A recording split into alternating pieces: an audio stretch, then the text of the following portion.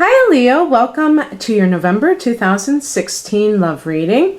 So as you can see, I have already laid out the cards. I think this is about the third or fourth attempt at trying to record this. I even started with a couple of other cards before I scrapped it because I'm kind of working out a new spread.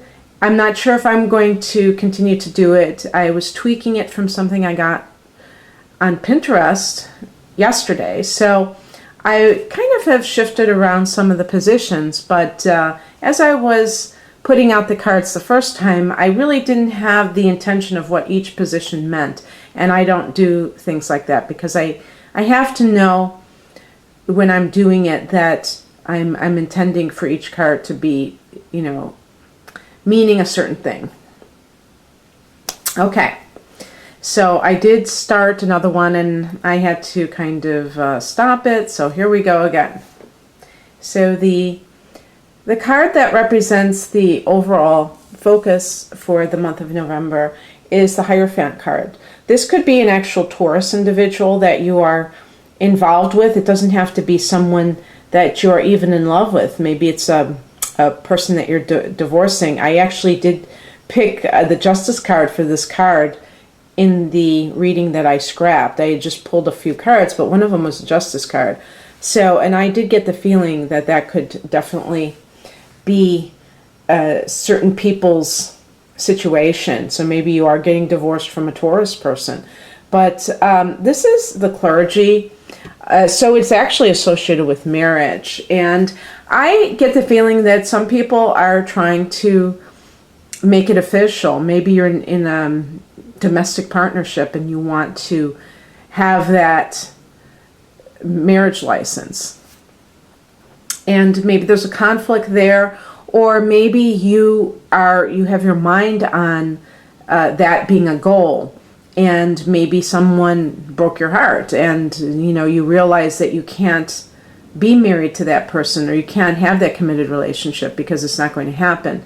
The Hierophant is also about philosophy, or your sense of God, and so that may also be in question, where you are or focus, I should say, where you are really thinking of things on a higher level. And it's kind of further demonstrated by the past position of the Star, because this is a card of having faith when you don't see anything to prove it in the physical manifestation.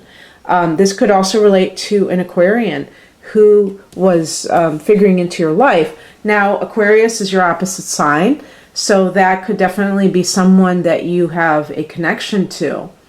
Maybe there's a Taurus and an Aquarian in the picture. But sometimes the Star card can also indicate that you have confirmation that your loved ones who have passed over are guiding you, directing what is happening in your life. I shouldn't say directing, but I mean that they're helping you in some way. And you may have had some kind of an experience if you lost a loved one, and this was kind of like telling you that they are okay, and it's put you into a more spiritual frame of mind now. And the reason this is important in a love reading is that it's kind of making you think about what it is that you really want.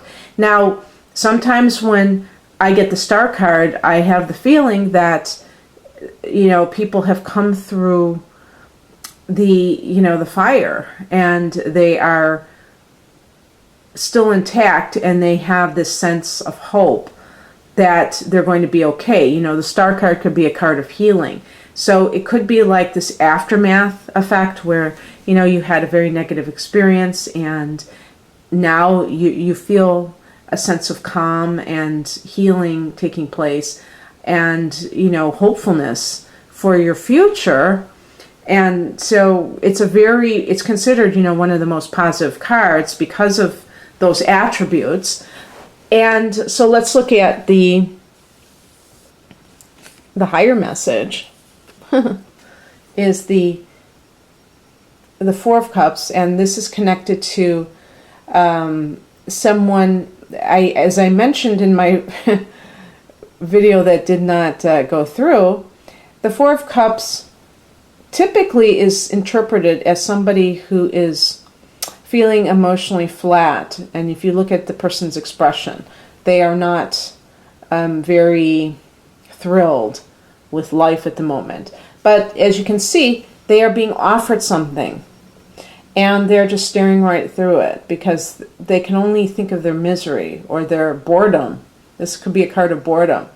And so there's a couple of ways of looking at this. And the first way, it's that if you were involved in a relationship that ended, and even if the other person, quote unquote, rejected you, you were not happy in that relationship, and it probably showed. Maybe you hung on to the relationship either because, it's a fixed sign, you have trouble, making, changes, or your ego got in the way where you didn't want to admit that this person was, inappropriate for you in some way. You were trying to prove that you have perfect judgment at all times, or, some other reason other than the fact that you were not connecting with that person on an emotional level and that you were bored. Leo is the life of the party. You are a fire sign. You need somebody who is going to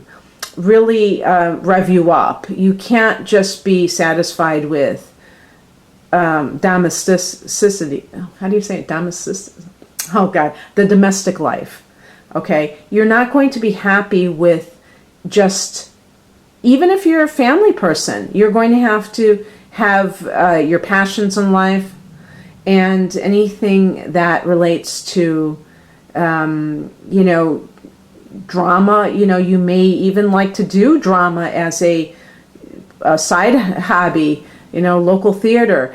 You're definitely larger than life, so the point I'm trying to make is that you need somebody that's going to be your playmate, not somebody who's going to be your parent or be your child. It works both ways.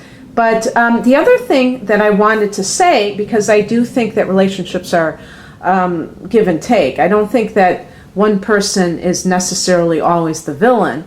It could be that, as I said, there's a person offering you love. There's a cup there, and the person is staring right through it. So it could be that there's somebody in the picture who could provide to you the things that you need emotionally, but you are not attracted to this person. And this person could be a very good person for you, but your standards are such that you are not thinking that this person is acceptable to you in some way. Now, it could be they're not acceptable because of their status. Maybe you have a loftier status for whatever you want to call status, or it could be that they are, according to you, boring because you crave excitement. And the difference is understanding that there's a difference between passion and drama. And I said this to another sign, I think it was Pisces.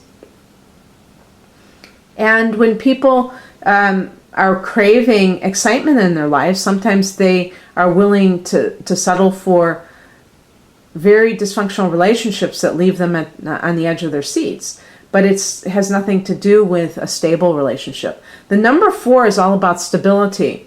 So this person could have very stable moods, and you may misinterpret that as, oh, they're very dull. Because, they're going to come home at the same time every night. They're going to call you. When they say they're going to call you, they're available for you. They're not evasive, so they must not be the right one for me. So that's kind of like that thinking that has to kind of go, because it's not what's really helpful. This could be The higher message could be that there's a water sign individual who is appropriate. So that could be a Cancer, a Scorpio, or a Pisces. Typically, I don't see a water sign and a fire sign, person getting along, but that's a gross generalization because it all depends on your individual charts and how you match up that way. But there you go. And then for the, okay, now this is going to be the card that crosses you is a Hermit card. So this is about not learning from your mistakes, or not acquiring the wisdom that it takes to, based on your past relationship, and kind of throwing that aside and jumping right back into something that will repeat the pattern with a new face, but the same situation. The Hermit card also relates to Virgo, so there may be a Virgo person that is challenging you in some way. That may be the person who you were involved with. Maybe that was the person that left you a bit flat. And definitely Virgo is an earth sign, so they're not going to necessarily be typically as exciting as an Aries person or something of that nature, but they likely will be very stable. The question is, though, it's not just about stability. It is about having an affinity for another person. So it is a balance. You can't just expect to, get along with somebody because they are very practical and organized and financially secure. That's not enough to sustain a relationship. Unless that's first and why can't I talk today? Unless that's first or foremost in your mind, then you're able to accept that as being the cornerstone of your relationship. And some people are very dollars and cents, and that's good for them if that makes them happy. But with Leo, there's always that sense of the dramatic and the larger than life quality that you want life itself to be. You don't want life to be dull. You don't want life to be predictable. So the question is, how do you balance that need for excitement with the need for stability? And speaking of balance, this is what's coming in for you. So this is more balance. This could be dealing with a Sagittarian. This person, I had mentioned the first time around that they were pouring the water from cup to cup. And if you notice, there's water pouring in this too. I don't know if that means healing. I have to check that out. Sometimes I don't know all the symbols in the... This is the Morgan Greer deck. This is not the Rider-Waite deck, which is the traditional deck. But I think they're pretty faithful to it. But it definitely is a card of healing. It's a card, and so is the star, of balance in terms of, a lack of extremes. So, I just, the word Scorpio flashed in my mind because I always say that Scorpios can be very extreme. So if, that Four of Cups, maybe that was a Scorpio individual who you were involved with. And that is kind of maybe what you're getting away from, is that kind of intensity and extremism. Whatever is happening in your life, there has to be balance. It could have also meant that the relationship was one-dimensional. Maybe it was just a physical relationship, cloaked in a, actual romantic relationship, but it was really, just a booty call. And it's like, yeah, this is my boyfriend or this is my girlfriend. But it's really, the person really wasn't. The person was really, it's a one-dimensional situation, which is imbalanced, right? It's not to say, oh my God, sex is bad. It's to say, if your relationship is just based on sex, can it be sustainable? Is it something, can you talk to that person? Can you go out with them and spend the day with them? Can you have a conversation? Can Can you get along, for a week straight if you were living with them? See, a lot of times those physical relationships, the people are not living together. So they're kind of like on their best behavior in a lot of ways. And then it's almost like using one another. And that's fine if you both are aware of that and you're, allowing it to be what it is. There's nothing wrong with that because, there's no expectations beyond that. But see, that's why I'm thinking that some of you may have wanted something more from the relationship.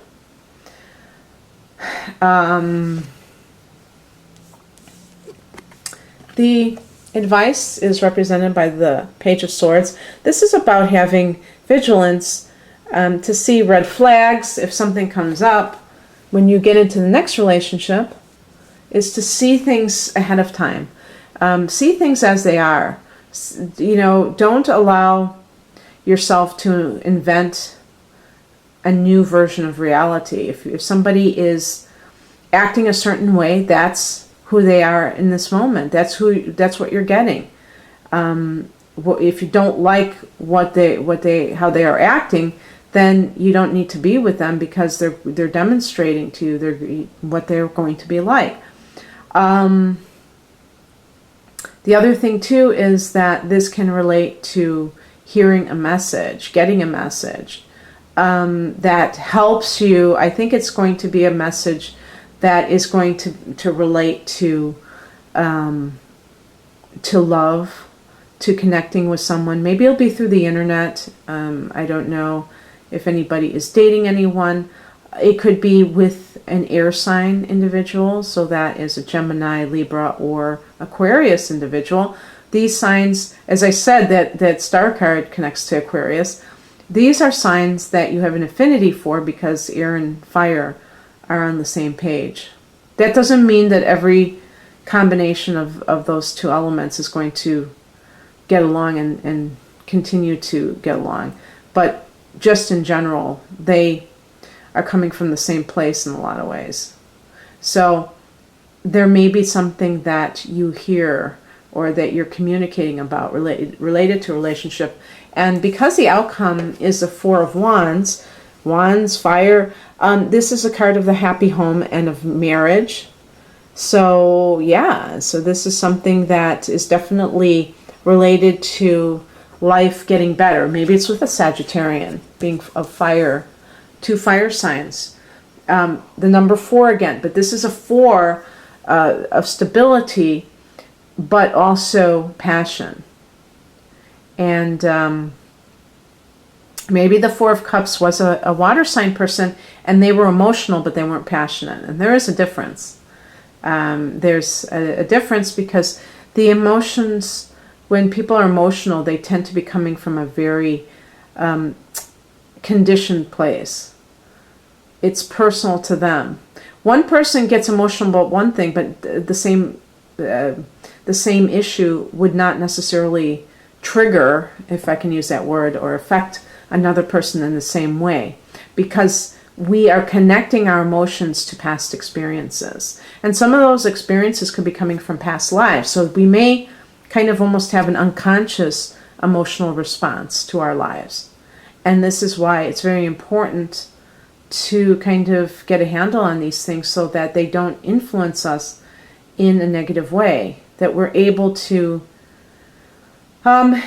see things in an objective way, and not take them personally and not allow them to kind of, disturb us.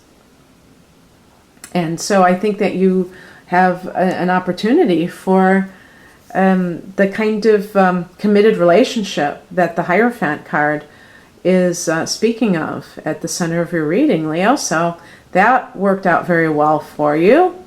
If you'd like a personal reading, you can click on the link below, but I hope you have a wonderful November. Bye.